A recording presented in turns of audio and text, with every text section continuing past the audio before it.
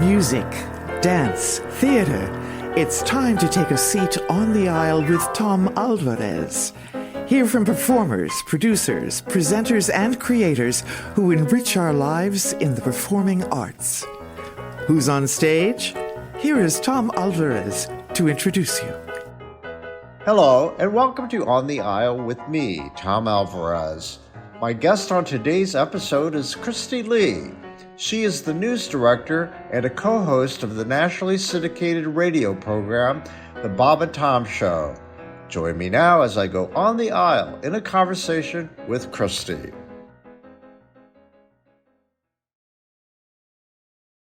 Welcome, Kristi Lee, my dear friend, longtime friend, and colleague. And that last part, colleague, we go way back. Farther than I care to admit sometimes. Let's touch upon that. You graduated from Ben Davis High School, correct? Correct. And is that where you got your radio training? It is. Your engineering, that's where it's all started, right? Yeah, we had a great radio and television department. Dana Webb and Bill Wakefield were my teachers, and I always credit them with where I am today, because if it weren't for them, I don't know what I'd be doing, but it wouldn't be radio. They were so incredible and supportive, and especially Dana Webb, because he got us kids, literally kids, out working in the market at 16. As soon as we could drive, he was helping us get part-time radio, gigs. And then this engineering thing, which is how we met, which is the funniest part of my career, is something that came way out of left field. Way back when, and this was 1978, they had a thing called the first class license, FCC license, and to get one, you had to go to Chicago and pass this engineering test. And he told me when I was a senior, going into my senior year, he goes, "You ought to get this license." And I go, "Why? I don't want to be an engineer." At that time, I wanted to be a sports reporter. That's what I wanted to do. And he goes, "I just think it might really be good for you to have it." Now, you have to recall, Tom, this was 1978, and EOE was just kicking in, and I think he saw something for me I didn't. So I spent many, many, many nights that summer, many days that summer, sitting at his kitchen table with his wife and his kids studying for this test, and by golly, I passed it. So here I am, a senior in high school with a first-class ticket, is what they called it. And I went to college after I graduated at IU for a semester, and I was really miserable. I did not like it. I couldn't even get on the radio station there. They said, "No, you have to go through a couple years before." And I'm like, "That's crazy. I've been working commercially. I don't want to do this." So I came home at Christmas, and I said, "If I find a job, do I have to go back?" And my mom goes, "It's your life. Do what you want." So I didn't go back. And I started working full-time at a little radio station at the time called WIRE, AM 1430. Little radio station. It was a kick-butt country station that was really doing well at the time. Wire. Yeah, Wire Radio. And they hired me to be, and in this business, learning everything you can is so important. And I was like that. I was a catch-all girl. I did news one day. I wrote copy one day. I would do a shift for, weekends one day. I would just do anything they wanted. And I was sitting there, and the phone rang, and some guy was on the phone, and he goes, "Hey, I hear you have a first-class ticket." I'm the chief engineer at WRTV Channel 6. And who was that? His name was Dick Pratt. Oh, my goodness. You remember Dick, right? Of course. And I said, "Yes, I do, sir." And he goes, "Well, I'd like to interview you." And I said, "For what?" And he goes, "An engineering position." And I said, "Sir, I've never even been in a television station." He goes, "Well, then it's time you stop by." Interesting. So I went down there, and he took me on a tour, and he took me upstairs and offered me a job. And I know the only reason he offered me the job was because I was a woman and I had a first-class ticket, and it was an EOE thing. I think he was under a lot of pressure to put a female in that department. So, Tom, you and I meet, and here's this little... and I got in there through affirmative action. See? Same thing. I mean, they had to have a certain number of folks of color and women in those spots. So we were trailblazers whether we knew it or not at the time. Right, exactly. But we wouldn't have kept those jobs if we weren't good at them. Exactly. And so I was very blessed that I actually took to it, and I was able to move up in the company that way. But Yeah, so I was your technical director when you were the director. Oh, my goodness. And, you know, I have to tell you that Mark Mullins, bless his heart, at Channel 6, he's been there now for like 6 years. Oh, yeah, I've met him. Yeah, terrific young man. I call him a young man because, you know, anyway, anybody under 40 is young to me. But anyway, but it has been determined I was the first Latino at Channel 6. And I've talked to a lot of colleagues, and there's no one out there who can determine it exactly, but I believe I was the first on-air regular person in the state. And anyway, I believe that. When I came upon the scene, yes, I knew then that I was going to have to work harder than anybody else. I had to prove myself. It was a lot of pressure, lots of pressure. And with all due respect to my fellow colleagues, you know, there's a lot of sexism, a lot of homophobia, a lot of racism, because I heard it, because I couldn't help it, because I was around all of these folks, you know. And so I absorbed all of that, and I thought, well, you know what? I was a gay man, but I was closeted. And, you know, I grew up pretty assimilated as a Latino, but they still, I sense that they knew that's how I got my foot in the door, and they resented it. So I had to deal with all of that. And yet, when you came upon the scene, you were a breath of fresh air because you were qualified, you were really good at what you did, and I just remember that you were so accepting. How could you not be, being a woman and understanding probably what I was going through? So we had a good personal and professional relationship. And I just remember when you sat at that switcher, we were talking about if we went on the air with our engineer, the Grass Valley switcher. For people who don't know what a switcher is, let's tell them. Well, whenever you're watching a television newscast or a live broadcast of any kind, there's someone usually sitting behind this huge piece of equipment that has a whole bunch of buttons on it, and there's a person who, back in the day, the director, you, or the producer, you, would yell, hey, take camera one, roll this tape, take this tape, add this font, do this, do this, do this. And I would make that happen, whatever you said, hopefully, so that you wouldn't be yelling at me during the break. But now, I mean, a lot of it's computer, a lot of it, the director does it themselves, which I cannot imagine being a director and switching at the same time, but it's come a long way since we were sitting in that control room, Tom. I mean... Oh, gosh. And remember, we went through all the generations of technology, the different tape sizes. And 2-inch, 1-inch, beta, Were you there film. at 16 millimeter Yeah, we days? still had film. Well, very few things were on film when I started. Right. Very few. I think there were two older engineers that I couldn't even... I maybe threaded a film projector once or twice. Yeah, and remember John Bradbury, who was the floor director? Yes. We had a saying back there, saved your ass. You know, when you made a mistake, someone would cover for you, like, you know, and to go into that, it's a whole other thing. But John Bradbury, he really helped me a lot, and we became really close friends. I often wonder what happened to him. We grew apart. Me too. Yeah. He's so sweet. He was so sweet, and he lived close to the TV station, like a couple blocks away. That's right across the street, yeah. Yeah, we had a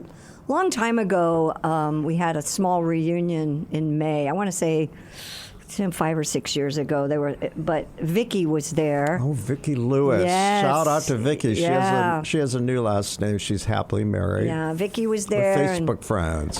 Clyde Lee was there, and the 70th. John Schaefer, one of our engineers, got it together. It was during the month of May. I think there were like 20 people there. Some of the old engineers, and I'm terrible at remembering names. Well, you know, you were a switcher. What was your technical title? Technical director. You're a technical director, right. Yeah. We called you a switcher. I brought up John Barry because we loved making each other laugh. We had this kind of comedy routine. We need to talk about that, where you are right now. That's kind of where I learned about comedy, working in that city, because you needed to with all that pressure around you. Right. And so John and I had this thing going. We called Channel 6 All White High. And we had different characters for all of these I've never people. heard this. This is great. And we had, like, you know, who was the principal, who was the coach. I think Dick Pratt was the principal. And then, you know, we had characters' names. Gene, who was your he probably mentored her, Gene. I know who you're talking about. Technical director. Yeah, he was a technical director. And then the audio person, Jerry. Jerry had this habit of sniffing. We called him Sniffer, and we called Gene Hooter. Hooter and Sniffer. And of course, they didn't know this, No. but we would make fun of all these people because anyway. But they were fun days. But I just remember a lot of pressure, and like I said, you were one of those people who I felt I could relate to and identify with, because I knew that you too, that your work ethic was based on you had to prove that a woman could do this stuff. Oh, yeah, and there were a lot of naysayers. I worked with all men. Yeah. And, a lot of women coming up now is like, oh, you were... They were men. And men are different than women, and I was okay with that. For anyone out there who doesn't know who you are, well, Bob and Tom, everybody. Yeah, I deal with men all my life. This is the Kristi and the Bob and Tom. And the cast, we'll get into that later, but, would you say that laid the foundation for you to know how to hold your own with men? Absolutely. Yes, absolutely. Those guys, and I have to say, at Channel 6, no one, I really didn't have any problem with anybody. They were all pretty gracious. I don't know if you remember... Otis. Remember Otis? That's exactly who I was thinking of when I first started. I'm only 5 feet tall because this is a podcast. You can't see me. And back in the day, these 2-inch tape machines were huge. They were They were so tall. They were probably 6, 8 feet. I don't know. So Otis, my very first day back in the tape room, made me a stool that I carried around all the time because I couldn't reach anything. And when he retired, he brought me that stool to the radio station, and God is my witness, I still use that today because I use it every day in my laundry room because I can't reach the bottom of my washing machine because I'm so short. Wow. So I have to stand on my Otis stool and reach down into the washing machine. We've got to get that into the Indiana State Museum. It goes into my Broadcasting Hall of Fame exhibit. Well, speaking of, congratulations. Oh, thank you. You got that when? A few years back? A couple years ago, yeah. How did you feel about that? I was honored with that. So surprised. Mm-hmm. So surprised. And I think what I was thinking about talking about my career as I was driving over here today, and people go, "Oh my gosh, you're so successful," and I still don't feel that successful. Tell me about it. I really don't. That fraud syndrome? And I looked at, when I saw they put together, when you get inducted into the Hall of Fame, there's some very hardworking people that put together this beautiful montage of your career. And when I watched that, and it was one of the last things my mom got to see before she passed away, she was at that luncheon, and she and I were not particularly close, and she never really said much about me or my career to my face. To everybody else, she would say stuff that was pretty nice. But when she started crying, I knew, oh my God, I've done something. Maybe I have. And I looked up there and I went, I never planned to do any of this. I didn't have a plan. I didn't have goals set. I naively walked into this broadcasting career with just hey, Dana Webb one day when I was a junior in high school, hey, you got some talent. We should do something with that. And I just went, okay, and do, here, open this door, try this, try that. So when people ask, how do I do this? I say, just do it. Just go where you can, work where you can, accept any job. Seize the opportunity. Yes, I didn't want to be a television engineer, but I knew if I wanted to be on TV, I had a better shot if I were in the building than if I were at home sitting on my sofa watching it. So I took the TV engineering job. And boy, has that paid off over the long run. You'd be surprised how many times I've fixed something or I've been in a situation. I was on this is one of my favorite stories, and I'm going to brag a little bit. I was one of the co-hosts for ESPN2's X Games, one of the first years they did the X Games. And we were in Providence, Rhode Island. And I was hosting street luge or some sport back then, and the technical director overslept, and we were going live. We had to go, and the director and producer, fortunately, knew my background, and he yelled, "Kristi, we need you to get into the truck." And I go, okay. So I come walking in, I sit down, and fortunately it was a Grass Valley switcher, just like I had already learned on, and I switched the first 20 minutes of the show before the real TD got his butt there. And everyone on that crew was like, what?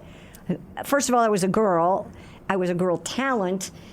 And they were like, what? And so that was one of those moments where I was like, okay, that paid off. That paid off. I'm so glad I knew. And you talk about pressure. I mean, this was a network show live. I'd never done anything like that before. And I hadn't switched in years. I mean, it had been probably 5 years. Well, gosh, more than that. Muscle memory, it sounds like. It was kind of muscle memory. He was really easy on me, too. He didn't do anything fancy, but I love still. that story. Isn't that great? Yeah. So if you're out there and you want a broadcasting career and you don't really know where you're going to go, just do it all. Do whatever it'll take. Chris, if I may share a little bit about my story, I think you'll enjoy it. I was in a series of dead-end jobs. I dropped out of college. I'd studied theater, so I had that. And then, I had met Connie Chung when I was a bank teller in Washington, D.C. She had just broken into the business, so she'd encouraged me and my fellow teller, who was a black woman, that we should think about broadcasting because we were both moaning and whining about, oh, we can't get anywhere, blah, blah, blah, blah. She said, well, you guys should consider broadcasting. She planted a seed. And so the day that I was at a dead-end job, I said, God, what am I going to do with my life? And then I remember Connie Chung. She showed up in a little balloon.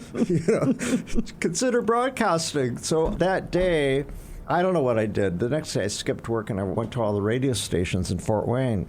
And somehow I got in to see Hilliard Gates. Remember him? Of course. Oh, my God. Big he was name in broadcasting, Hoosier I mean, radio, yes. And, God bless him. He sat me down. He was very kind, but really condescending. He said, well, kid, you don't have background. You have theater, but, it's not going to be enough. You have no experience. So I would say that you should go to a radio station and then sweep the floors and then work your way up into radio, and then you might consider television. I did the opposite. I met somebody who, like you, presented me with an opportunity to come to Channel 6. That's a long story, and I jumped on it. So I started in TV. What year was that? That was 1971, 72. Okay. I believe. I can't remember. But I stayed in that same job for 15 years, so I like to say I began and ended my career in TV. We left about the same time. Except, But anyway, so you're exactly right. When the opportunity came my way, and by the way, that was the name of my little show that I was on when I started, Opportunity Knocks. Oh, Do you remember that? Yeah. Think about that name. Think about what happened. But no, I've been following your career ever since. And so when you landed on the radio on Bob and Tom, I thought, oh my gosh, what a journey. That's such a big part of your career, but I'm really interested in how people got their start, what compelled them to get where they are now. There's always the beginning of the story, Sure. Who made that happen. But before that, tell me about your family. You mentioned your mom. I'm really interested in that, if you don't mind talking about that. She passed away. It was a year ago in October. Born and raised Hoosier, married young, had 2 kids. She was the woman that, the typical late 50s, early 60s mom who wanted more out of life, but back then, Catholic girls get married and have babies, and she was the oldest of 9, so she had raised babies her whole life because of her siblings, and her dad, my grandfather, rest his soul, was a total ass to women and put all the boys through college, but none of the women. So there were 6 boys and 3 girls. The 3 girls, he said, no, I'm not going to do that. My mother was a bright woman. She should have gone to college. She should have done more than been a bookkeeper, office manager, or whatever she want to call her, but very good at her job. But I think we butted heads because she was jealous of how I lived my life because she didn't have that opportunity. Oh. Took a lot of years and a lot of therapy for me to understand that. I get it. But I've come to grips with it, and in the last year or 2 of her life, it was very difficult because she had a stroke, a series of strokes, and was trying to be independent and couldn't be. And I was a sole provider because my sister had moved out of state and trying to help her. And we would fight and butt heads. And it was a very difficult time. And it's taken me I still don't think I've really grieved to that. Boy, this has turned really dark. But I forgive her, and I understand why she was angry with me. And I understand why we weren't the lovey-dovey, parent-daughter thing. But I also did not want that for my girls. I have two daughters who are 26 and 22, and we couldn't be closer. You know, this is an important theme, though. It may be dark, but I think there are a lot of people who want to hear this or need to hear it because we're in the boomer generation, you and me. And a lot of us are going through this, losing our parents, Yes. and we're having to come to terms with forgiveness maybe, or just parting from each other on this plane and finding a way to just sort of make peace Right. and then move on. And, you know, I have a similar story. My mother, I'm cut from her cloth. I'm just like her. But I've always been interested. My sister, I have a sister, and my mother's granddaughter and my sister, the three of them were all the same. And so it was natural. There's this mother-daughter thing that you know course, about, right? absolutely. The psychology. And it's very unique to women as opposed to men. Of course, men don't feel, you know, much anything. I'm just They feel, they just don't emote as well. Exactly. Yeah. I happen to be, you know, it's part of my sort of my artist thing. It's part of my being a gay man. I embrace both, right? Sure. But, you know, sometimes sensitivity can be a blessing and a curse. Don't you agree? Oh, absolutely. Yeah. So your mom and you, did you have like an understanding when she passed? Or I want to think that we did. I was there with her. She was right here at Methodist or IU now, whatever they call it. And my nephew and I were with her, you know, the whole time. She was there for 2.5 weeks after her major stroke. She had a blood bleed. And when they called me, I was at the Ringo Starr concert in Florida. And I get the phone call. I'm 2 margaritas in. And the doctor is yelling. And I go, excuse me, I have to, you know, I found a quiet place. And I had enough of a medical interest that I knew it was bad. Yeah. I knew it was bad. And she had had some strokes before, some smaller ones. And he said, you know, this was the situation. And I was on the next flight home in the morning anyway. I said, I'll be there in the morning. My sister got there, and I told him, go ahead, do whatever you have to do. And so she hung on for a couple weeks. And for that first week, we were able to communicate. She was able to communicate a little bit, but how much of that I don't know if she really knew. But the last few days when she was in hospice, and Eric and I were there, my nephew, and it was just the two of us, we watched Good Bones. That was her favorite show. I told Mina and Karen that. I was like, you were my mom's favorite. We watched a lot of Good Bones, and Eric and I would try to talk to her, and we never left her alone. And I have kind of a dark, funny story about this. So she was in a room where it was one room, but there were 2 separate rooms. Like there was like a little hall, and then there were a room on each side. And there was a gentleman in one room, and she was in the other. And the gentleman in the left had no visitors. His family, I'm sure, were away. They would Zoom every day. You know, the nurses would come in with the Facebook. And these people, when they're at this point, for those of you who've never been through this horrible thing, they're pretty much out anyway. Yes. So you don't know how much they hear, but I believe they hear. I believe because I there's believe some scientific evidence that and I believe in a higher being and whatever that is for you. And I really think that there's. So around 5 o'clock, sense still works. Right. They hear it. Right. Yeah. And they just feel you, even if they can't. I mean, they feel your presence.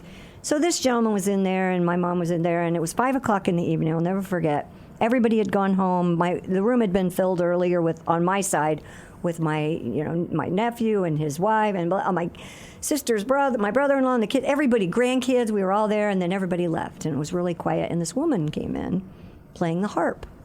And she goes, may I play for your mother? And I go, oh my gosh, that would be lovely. And here I immediately go, I have no cash, I can't pay you, because that's what I'm thinking. Oh, honey, this is the foundation pays for this. This is, don't you worry about a thing. So she plays for my mom, and then she goes, I'm going to go play for this gentleman. I go, do you mind if I go with you and sit in there? Because I felt bad that the guy was all by himself. And she played some music for him, and she leaves. And after that, I walked into my mom, and I go, Mom, I'm going to go get some food. I hadn't eaten, I hadn't showered, I hadn't left the hospital in days. So I went home, and I grabbed a shower and grabbed something to eat, and I came back, and I walked around the corner, and this man's room was empty. And I went, oh my gosh, no.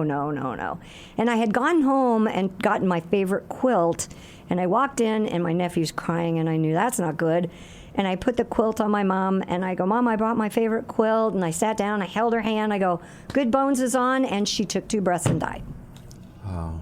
And Eric goes, I know she was waiting for you, because my sister had talked to her, on FaceTime or whatever. And I looked at Eric, and after I started screaming. I don't know. You never know how you're going to react, but I was like trying to find some help.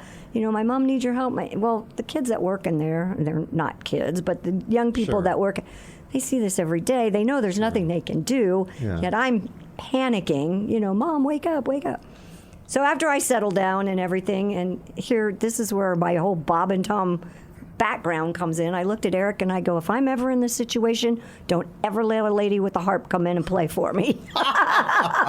She's the Grim Reaper. She killed 2 people within an hour. That's hilarious. I literally said that. Isn't that funny? I was thinking, oh my God, talk about heavenly. I mean, that's what you think of when you're getting to the pearly gates. Oh, it harp was sound. Yeah, it was beautiful at the time, but that's all I could think of. Is I go, Eric, don't ever let a lady with a harp play for me, because that means I'm gone. Oh, but anyway, yeah. So just now try to make talk about peace. dark humor. I mean, that's my kind of humor, though, really. So. Well, like plenty of that. And we all have to have it these days. We won't get into all that, but I've been talking a lot. Let's shift gears and let's talk about who Kristi Lee is. Give me a thumbnail sketch about the Bob and Tom show and how that elevated you to notoriety as a broadcaster. Let's put it that way. Well, when I was working at Channel 6, as we've been talking about for the last half hour, I also worked weekends at Q95, which was the rock and roll station here. And so I would work, Monday through Friday, 3 to 11 or 4 to midnight, whatever the shift was at the TV station. And then I would go to the radio station and work midnight to 6 on the weekend. And so I would work Sunday night into Monday morning. So midnight to 6, I did that fabulous shift that no one listens to. But I had a lot of fun. I didn't care. But at 6 a.m., Bob and Tom came on. So I would be there when they got there. And so I just started hanging out. And I was just, once again, I tell young people, my bonus son and my girls, being there is everything. They saw me, they heard me. I would, hey, Kristi, come in here and do this with me. Or, hey, can you cut this spot? Or, hey, can you put your voice on this bit? Or whatever. And I'd go, yeah. Are you running out the door? No, I got time. I don't need to sleep. So this went on. So that wasn't intentional. You were just being you. I was just being me. I was still working at. Do you remember Barney Hobbs? Oh, of course. So Barney Hobbs was an old engineer that we had that I loved dearly, like a father. Mm-hmm. And he worked the Grand Ole Opry. He was a wonderful musician. I didn't know that. Yes, he was on the Grand Ole Opry for years. He's a wonderful guitar player. I did not. He was a know picker. that. Yeah. And he told me, I'll never forget when I told him I was working in the radio business. He looked at me and he goes, "Honey, that radio is just a hobby. This is a living." And I never forgot that.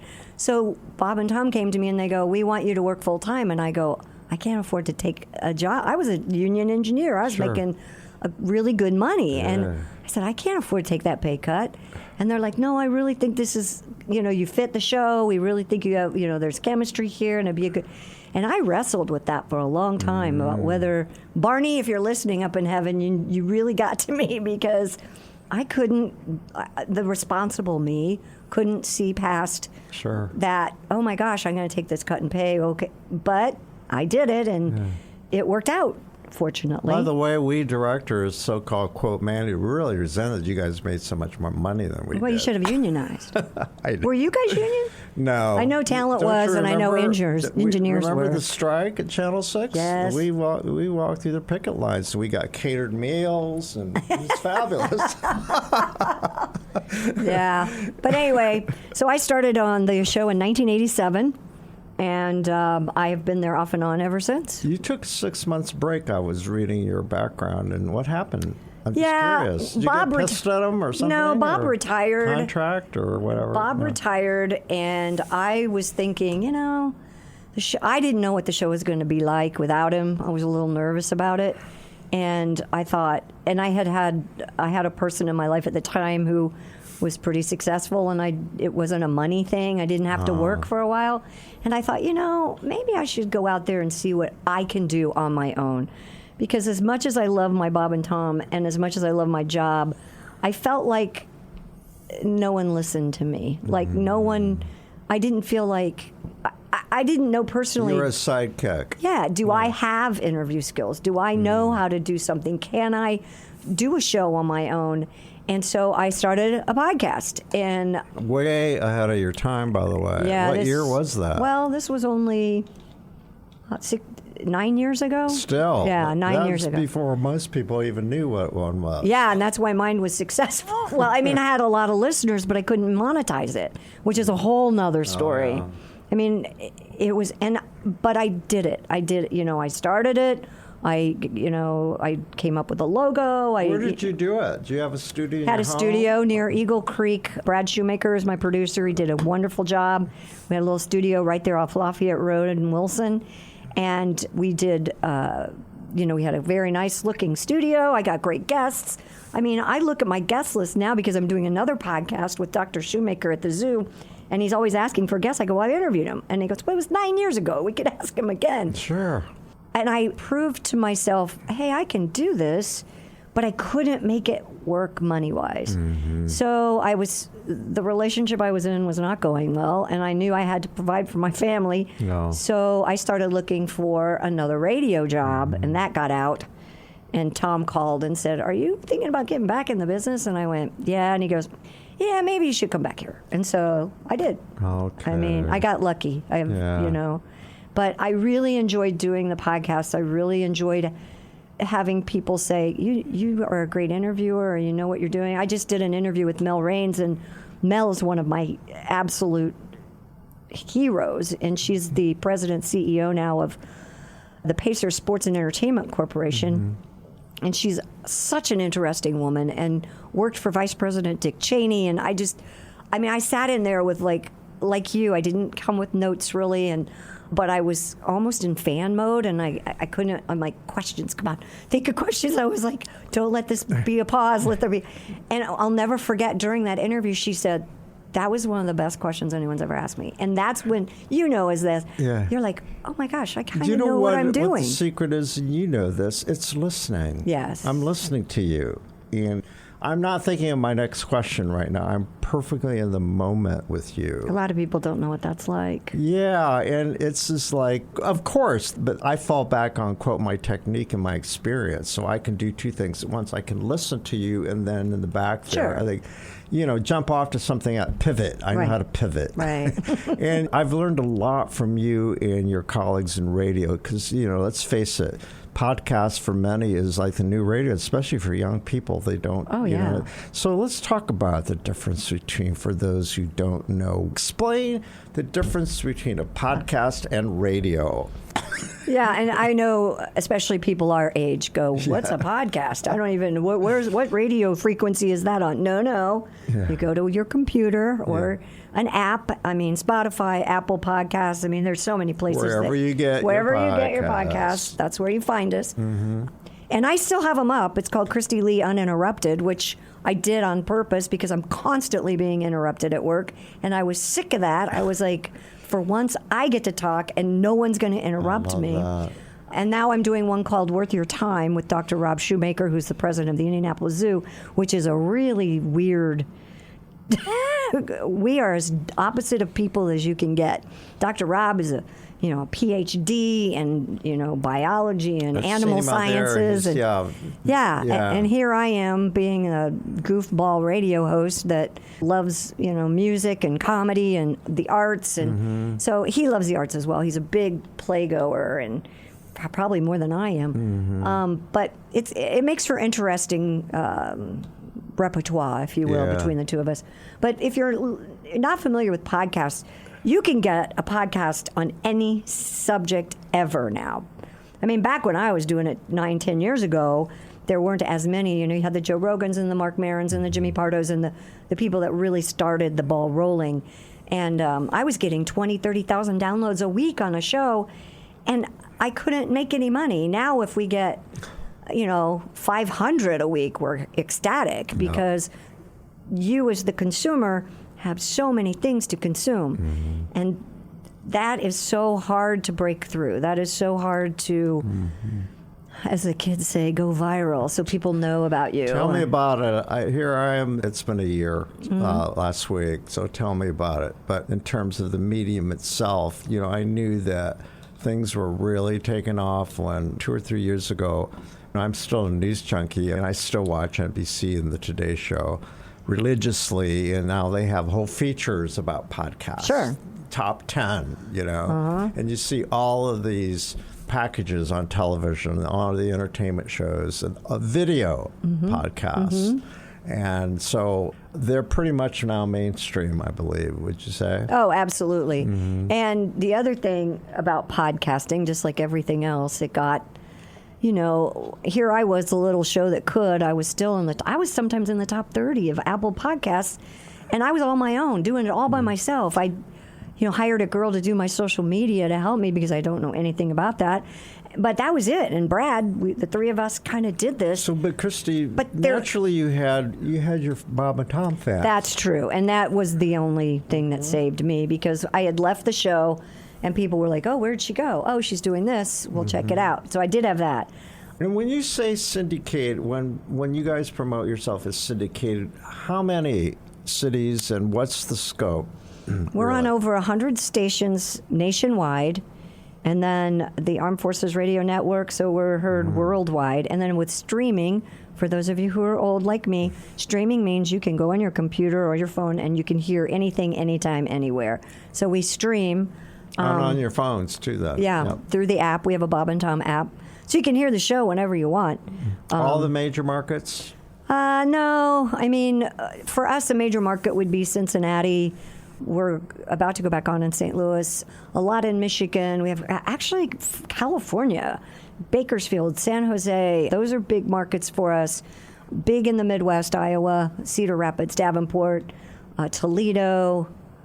I mean, we're kind of all over. Yep. Remind me who owns the company now. Tom. I know owners shift all. Oh, okay. Tom owns the company. He bought it out. And what's he bought it called? From Bob. It's called 465 Group.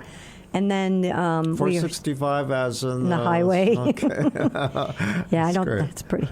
And then we are syndicated and distributed through Westwood One. Okay. So, but we are getting back to your podcast. But that's what's happened to the podcast business. What's happened to the radio business? Yep. If you look at all the top 20 podcasts now, they're either Joe Rogan's network or NPR. I mean, NPR is like running the game on podcasting. So it's kind of becoming little men like you and I are having a harder time because the big companies, they have the money behind it, they have the promotion behind it, and so they're kind of running the show just like iHeart, Cumulus, Westwood One. I mean, these big radio conglomerates.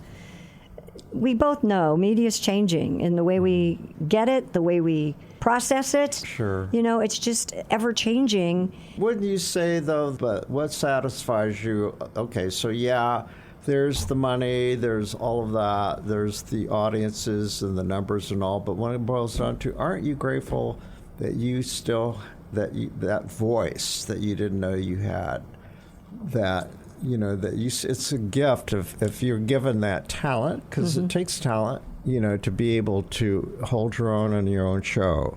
Yeah. And all. Aren't you grateful that you still have the opportunity to do that? Oh, absolutely. I'll never retire. What would I do? Yeah, same There's here. never, I'm very active. In fact, I joke all the time. I'm very active with some organizations here in town. I would just switch over and, work at the zoo. What are some of those, Kristi? I'm on the board for the Indianapolis Zoo. I'm on the board for Heartland Film. I'm on the marketing committee for Newfields, the art museum here. You know what? My podcast, the mission is to promote the performing arts, but I have a lot of broadcasters on here because we're the voice of the arts. I love it. Those of us. Dance Kaleidoscope, I love them. Yeah. See, you're more than qualified to talk about the performing arts. And in some ways, I think you're also qualified as a broadcaster because it may not be a performing art, but it's pretty damn close. Broadcasting on camera, because it requires if you're really good at it, talent. You have to have some charisma. That's where Comfort. That's where the personality term came from. I always wonder about who began calling people TV personalities. What does that mean? And then you think of all the people who started the broadcasting business. They all had a personality that was one of a kind, right? Well, and I think that's one we were talking about. My ex-husband was in the business as well, still kind of is, my kid's dad, and we were talking the other day about AI because that is a really scary thing for us broadcasters, because somebody could take this right now, this conversation we just had, and put it through a computer, through AI, and they could create Kristi Lee and do another show somewhere down the line, anywhere. Sure. I mean, and so we were talking about that and all these podcasts that some are being AI generated. And I said, but you can't, a computer can't put in the human element. There is still a human element, and people want that connection. Does AI tell good jokes? I don't know. I'm sure it will tell, knock, knock, who's there? But I mean, I think people, especially these days when so many people are cut off and are isolated and lonely, want that connection. And I feel like we give them that connection. We feel like, at least I hope they feel like, you matter. You matter to me. You matter. I want you to know that we're there every Monday through Friday. And to do this work, journalism, why do journalists do what they do, and people in the business? I've been talking to a friend about this. It's kind of a cliche, but we're curious. Would you say that you've always been curious from day one when you were a kid? Read all the time. Yeah. If you ask my sister, she'd go, yeah, she was sitting a beautiful summer day reading a book. I couldn't wait for the bookmobile. That was my best day ever, was when the bookmobile came. I lived in a little town called Claremont, Indiana, and it would come up to the gas station at the corner of 136 and Tansel Road, and I would ride my bike up there, and I couldn't wait to go to the bookmobile. I love Claremont, books. that's for the drag races. Yes, did you go to the drag races when you were not when I was a kid. Yeah. We would sit outside, and when they would be done, all the drag racers and the teams would drive by the house, and so they would throw us stickers, and it was always the day before school started because it was Labor Day. And so that was always a big memory, because the traffic would drive by and they would throw us free stickers and shirts and stuff, and it was a big day as a kid. One of the things I've loved about what I've done, and I'm sure you've experienced the same thing, the idea that you continually are learning, that you're continually educating yourself. Has that been true for you? Oh, yeah. But I think the other downside of it is you can't shut it off. Oh, no kidding. You can't shut off the news. And you ask my husband, I am on my phone way too much. Well, what if I miss a story? I want to know what's going on here. I got to do. And I do look forward to the day when I don't have to do that anymore, when I don't have to be constantly... FOM, fear of missing out? Yeah, I have FOMO bad. I do too. Yeah, I have FOMO. And I hate Facebook when all you guys post pictures. Well, I didn't get invited to that. Yeah, I couldn't do everything anyway, but I still want to be asked. No. Well, you know what? My current addiction are those reels on Facebook. Don't get started with those things. I haven't. Those little TikTok. No, I don't. Oh my God! But some of them are so good. I can't do that. The comedy stuff is just outrageous. These kids are creating these 10, 15 second. They're brilliant. I know. Many of them are brilliant. It's just an overload, right? It is an overload. Yeah, but it's so satisfying, though, don't you? I mean, it doesn't stop, though. I mean, you need to have intellectual curiosity. Oh, yeah. I mean, I still read a lot whenever I get the chance. You actually read books? I do. I have to admit, I have to have books. Well, you interview authors, though. Well, not really. I can't do the Kindle, I mean, though. You've done authors on that show, too, haven't you? Yeah, not too much. Not too, okay. I've had a couple on the podcast, and we do a lot with Dr. Rob because he writes books. He writes books. I want to talk to you about comedy. Tell me about your taste for comedy. I mean, we already talked about you love dark humor. Tell me, what is the comedy that appeals to you the most? I like personalities. I'm a big fan of a Jimmy Pardo or Jim Gaffigan. I like comics that I want to get to know or want to be friends with. Greg Warren has a great Netflix special out there right now. Mike Birbiglia is a great storyteller. You talk to a lot of these people over your career. a lot of them are my friends, actually. So I'm very fortunate. That's the other thing. How about the onslaught of women? Who are some of your favorite Oh, my women? gosh. We just had Rachel Feinstein on. She is so funny. She's great. Kelsey Cook is a new one that's up and coming. She is very funny. Tammy Pescatelli's been around for a while. She doesn't get I don't think she gets what she's due because she's a very funny lady. The Golden Globes host, who was that? Oh, Nikki Glaser. Nikki. Nikki's an old friend. She is amazing. She's from the St. Louis area, and she is best friends with one of my coworkers. So Nikki is really blown up. So women comics are only getting bigger. They're not going away. Oh, it's no. not plateauing. It's they found their place in the. Nikki, to me, I love Nikki. Don't get me wrong. I love her. She's very good, very confident. For her to walk out there and host the Golden Globes like that, oh my God, go girl. Her comedy sometimes gets a little too dirty for me. And I'm no prude, believe me. I've been around the block. But it kind of, and maybe it's because I'm older, but it just makes me a little kind of, but I love her. I think she's very quick, very good writer, very good joke writer. I mean, she's at the top of her game. Didn't you know Ellen back when? Ellen DeGeneres? Ellen DeGeneres. She was on the show early on in her career when she was working the comedy circuit. Yeah. I don't know her. Yeah, I mean, I meant her as her work. Yeah. I mean, yeah. Oh, yeah. She is a wonderful comic. And did you see her last Netflix special? I have not seen it yet. Okay. I'm just curious about what you thought about it. She went there talking about being mean and all that. I hate mean comics. Yeah. Well, no, she talked about how she was accused of being mean. Oh, yeah. On her show and stuff. She brought all that out. That's interesting. Yeah. I'll have to watch that. Yeah, I was curious about what you thought about that. Well, I think we've raised a bunch of babies in our society, actually. You know what? Yeah. I mean, not everybody's going to be smiling and giving you a ribbon. I remember that from my days at Channel 6. Hell yeah, people yelled at us all the time. To get them to do their damn job. Yeah. Which is like, exactly with all due reference to some of your colleagues whose names I won't mention, but come on. I was trying to do my job, and they were always sabotaging because, they were lazy. Yeah. Well, I think that's still around. And then you get, he's arrogant, he's this or that, or whatever. But, You had great hair, though, back in the day. I loved your hair, Tom. It was awesome. Can you believe they hired me that way? No, why? You were awesome. When I showed up, you were so cool. You're still cool, but I mean, that was so cool. But I have to tell you the story about how when I got the call from my patron, who was on the advisory committee for Channel 6, they were looking for a Latino who could speak English. Who, whatever. I don't know that. I think that when I showed up, they thought I'd have fallen off a turnip truck, the way people talk to me. Or a tomato truck. So, yeah, I had to make a decision. Okay, do I go to this interview with Jerry Chapman, the general manager of the station, wearing this hair, or do I need to cut it off?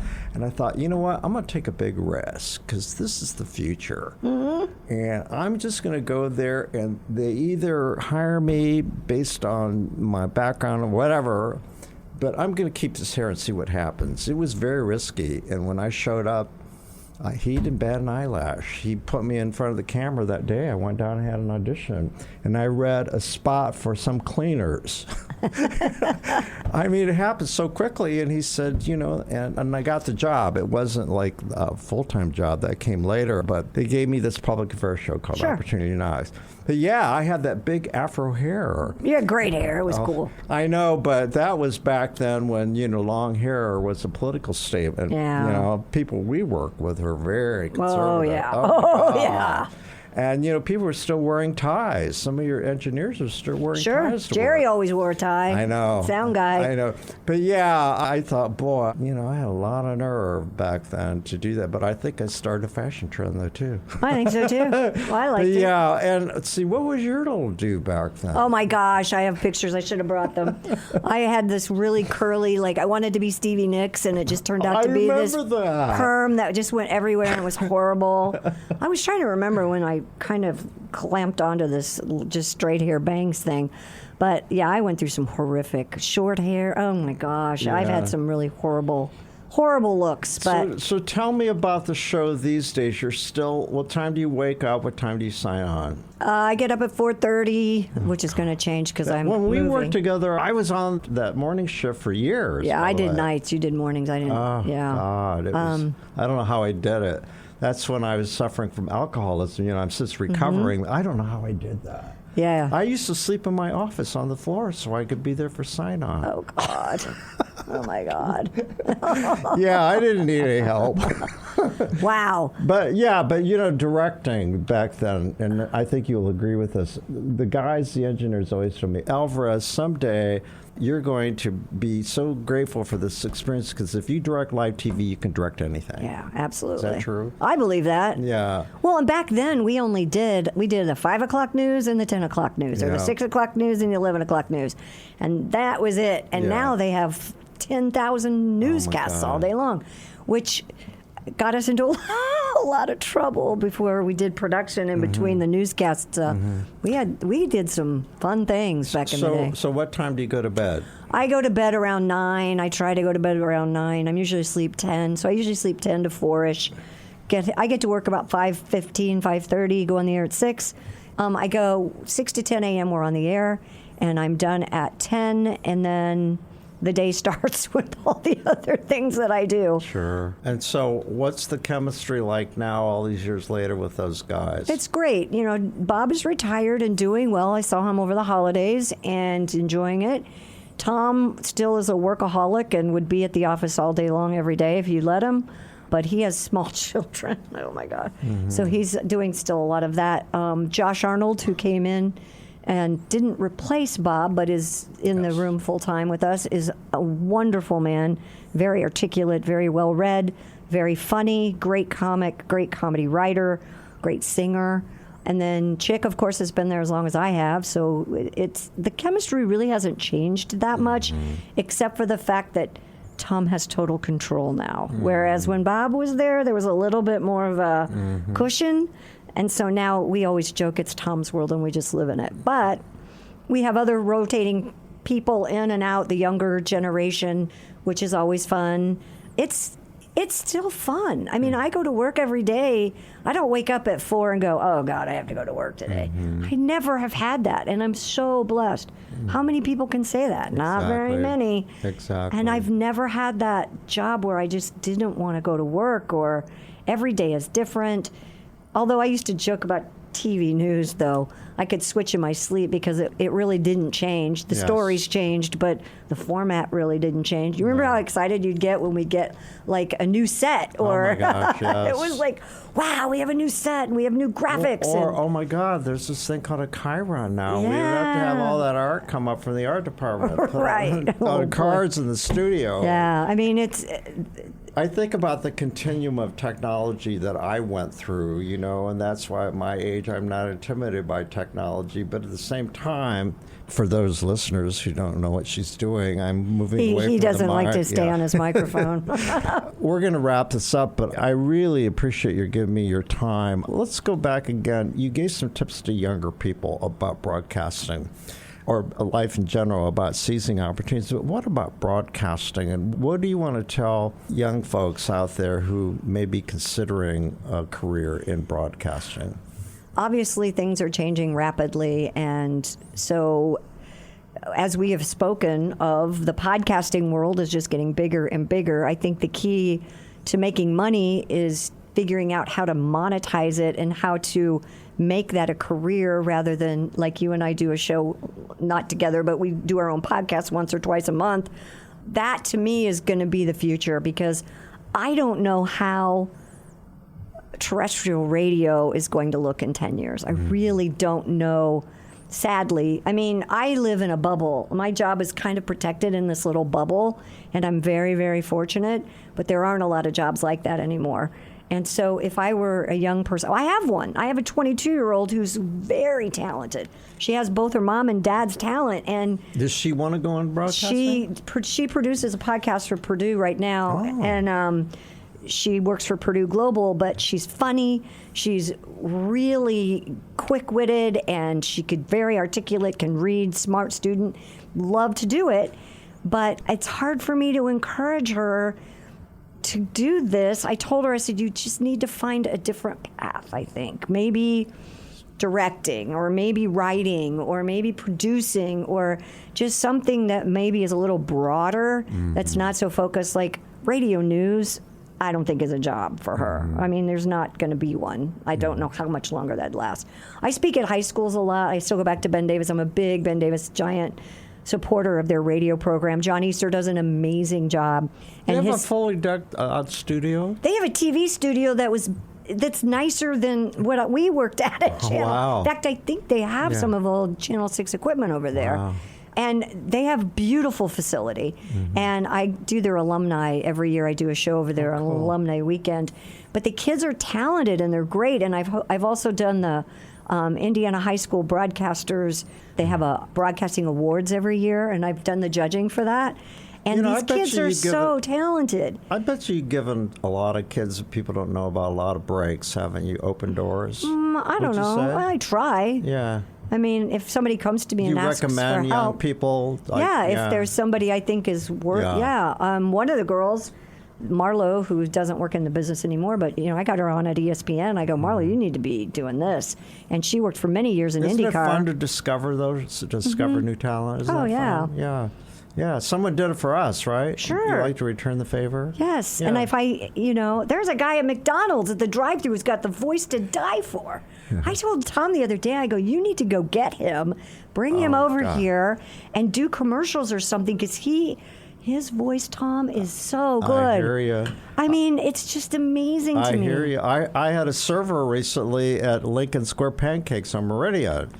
His personality just jumped out. I mean, I said, he was starting a new business. I said, you call me and I'm going to get you on the air because you belong on television. See, but the problem we have is where do we put them? Sure. And so I think I don't ever want to dissuade anyone, especially if that's your passion, because God knows, I don't know much, but I really think that you might need to just think outside. I hate this term, outside the box, but. Yeah. But like I said earlier in the show, take whatever job you can. Don't say no. Don't say no. Hear people say that. And it may not be like, oh my gosh, I'm going to start working at. There's always a circuitous path. Right. Yeah. And sometimes you get off the. Mel Raines is a perfect example. She's now president of an NBA franchise, yet she started in politics. She never thought she'd be in the NBA, but. She followed paths and she took jobs that were beneath her at one point just to get a start in something new. Try something new. Try something creative. Don't be afraid to be creative. Talk about the arts. I mean, that's the number one thing. Being creative is just such a wonderful talent and thing that you don't want to, not use or explore or, just do it. And Nike, you can sue me. I mean, it's just do it. Just find it. Just go out there and, knock on doors. Overcome your insecurities and fears to do that. Yeah. When I got into TV, you never met anybody as shy as I was. I still can't believe I pulled it off. Oh, really? Yeah. Oh, yeah. But you'll find that with a lot of actors. They have the public persona. They can do the public image thing, but, you meet them, and you've met people like this. Comics are the same way. When you meet them, they're just so like introverts. Yeah, I'm an introvert. I'm an introverted extrovert. I am too. Yeah, absolutely. Well, there you go. Well, with that, thank you for coming on. Thank you for having me. I love me. your work. I love you, and if that's gushing, so be it. It's my show. I can do whatever I want. Right? It's been a pleasure. Thanks so much. Okay, see you down the road. Our thanks go out to our media sponsor, Urban Times. Urban Times is a monthly news magazine which serves as the official neighborhood newsletter for 16 Indianapolis neighborhoods, offering news about development, arts and entertainment, and from the business community. Who will take center stage on the podcast next? Your seat on the aisle with Tom Alvarez awaits. Follow Tom on Facebook, Instagram, Twitter, and TikTok, and make sure to visit tomalvarez.studio. Watch Tom every other Thursday on Lifestyle Live on Wish TV, and make sure to listen every week here on the All Indiana Podcast Network.